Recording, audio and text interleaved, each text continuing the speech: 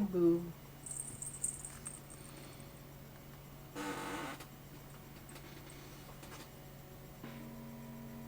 Rewind.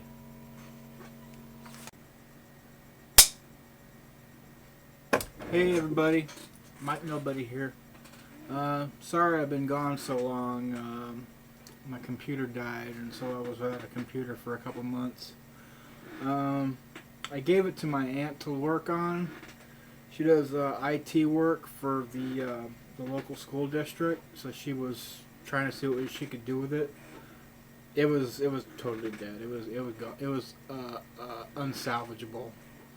So she found me one that the school was getting rid of, and she let me have that, and it's pretty decent. I've been restoring a lot of the files and programs that I lost, and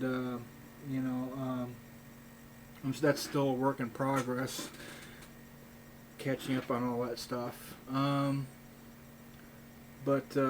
Yeah, I'm back in business. I got my computer back, so I'm gonna be putting out videos a little more frequently. Probably shorter videos, just because it seems like nobody wants to watch 10-15 minute long videos. So they're gonna be a bit shorter. Hopefully, maybe that'll increase my viewership, and maybe I'll actually make a little bit of money on YouTube.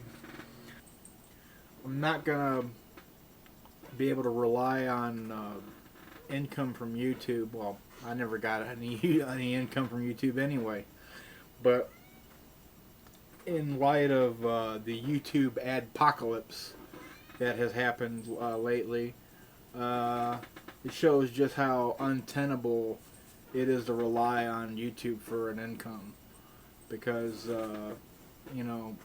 when the powers that be there just get a wild hair up their ass, they can just screw everybody over like that. And I've lost lots of videos, a couple of accounts on YouTube before.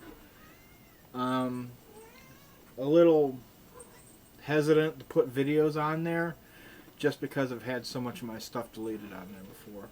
A lot of YouTubers, myself included, have set up Patreon accounts to try to generate donors, try to generate donations from viewers and fans. It doesn't have to be a lot. Like $1 or $2 is fine. It helps. And it adds up. More people that contribute, the more it adds up, and the more I can catch up on my debts and my overhead and expenses that I've got, and the more stuff I can do. I'm currently reorganizing a lot of my work, consolidating some things. For example, my videos are now going to be part of my blog on my website, and also the Patreon account. And when I'm putting stuff up on my website, I'm probably also going to be putting something up on the Patreon account. Yeah, I've changed my strategy as far as putting the zine out, the Urban Space Cat. Part of my problem, I think, is that I sometimes think too big or too ambitious that I'm able to pull off, especially monetarily, and that just frustrates me, and it, ends up holding up a lot of projects. And so I'm scaling back the zine a little bit. It's no longer going to be glossy. It's no longer going to be mass produced in large quantities, and it's basically going to be more like an old school zine, just photocopied with maybe one color page for the front and back cover. So yeah, that's probably the way I'm going to go with that. and I'm probably gonna, produce them on a smaller scale, more like a dozen at a time on demand. So instead of like trying to print up, 1,000 at a time from a printer. One of the things about the Urban Space Cat that is maybe a little different from other zines, in that the printed page is only half of the zine. The audio is the other half, and there's also a bunch of other extras and things that I throw in there that that can't be mass produced anyway. So in the past, I liked to work with other musicians and in bands, because I guess it's like power in numbers. It gave me a little more confidence and motivation to get stuff done, and especially like being on stage, because I don't really like being up in front of people by myself. I don't really care for being making videos alone, or even talking on the phone. I'm a very introverted person. But having other people with you, it's good for morale.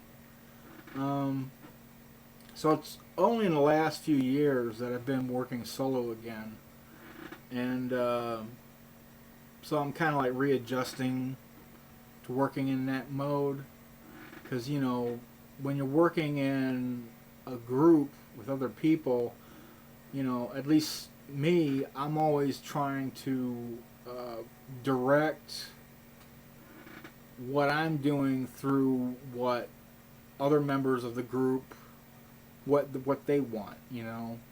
If I know that I'm in a group full of metalheads and they all like thrash music, then I know that certain things just aren't going to fly with them.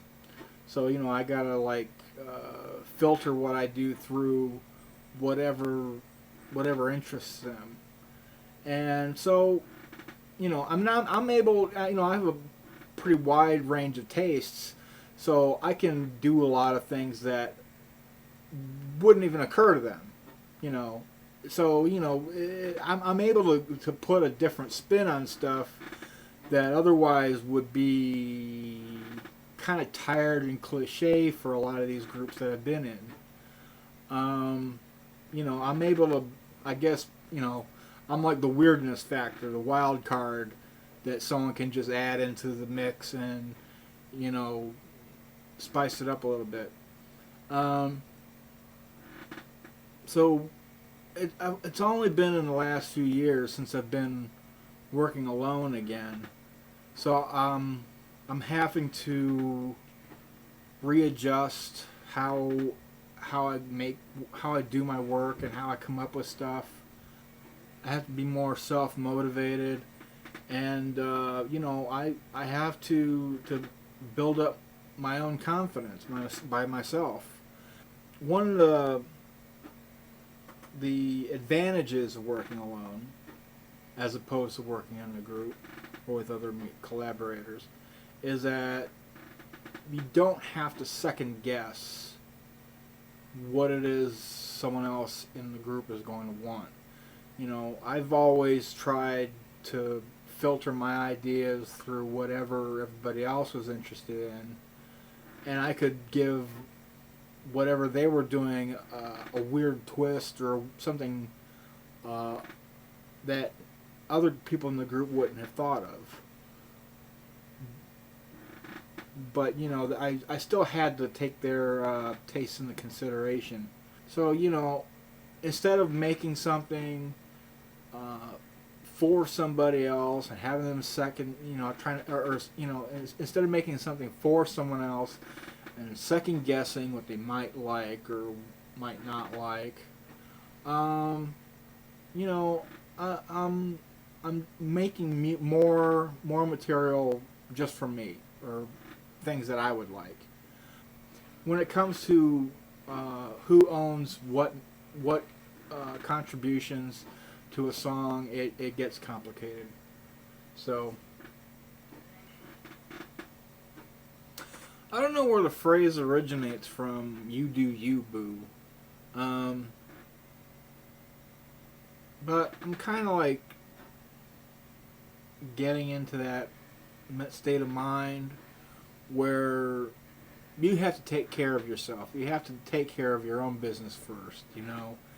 And if you don't take care of your own shit first, you're not going to be able to help anybody else, you know. And so, you know, I'm getting back into that kind of mentality, you know, trying to. And so, you know, instead of directing my work at what someone else would like, or, you know, have second guessing what would work in a group or what would work with other musicians, I'm just making stuff for myself, whatever, you know, that I would like. If I were like buying a record, what would I want to listen to? So, you know, or if I'm like reading a zine, what would I like to read? And trying to get more into that kind of territory and mode of working. And I think the quality is a little better doing it that way too. You know, I work better when I'm just not thinking, when I'm just not even consciously trying to direct it anywhere, when it's just it goes where it goes, and I figure out what it is before, you know, I figure out what it is after it's done, you know. Some stuff I've been doing lately, I got some more parts for my homemade drum kit, the shit kit, my new and improved shit kit. Got to clean them up and put a lot of it together. I've also been getting parts for my van that need to be replaced. I don't know if I'm going to be able to do it myself. I'm going to try, or maybe a family member or somebody can help me replace some of these parts.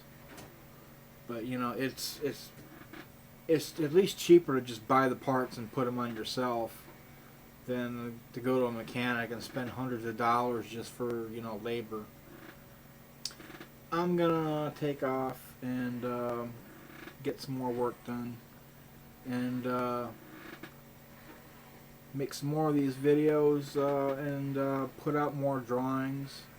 If anybody follows me on Instagram, you've noticed I've been putting out more Instagram photos every day, and that's kind of part of my trying to do at least something every day, you know, to put out there.